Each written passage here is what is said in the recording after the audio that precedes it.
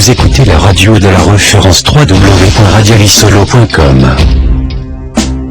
Radio-Télévision Lisolo, la radio de la référence numéro 1 de la diaspora congolaise.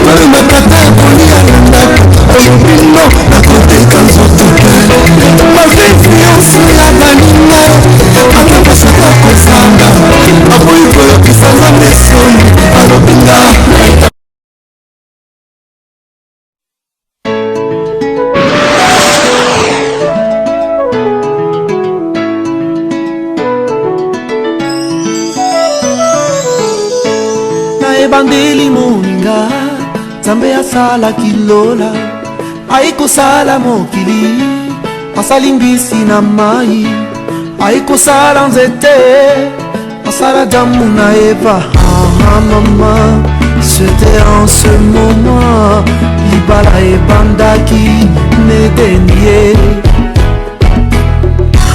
maman C'était en ce moment Libala et Bandaki Nedenie.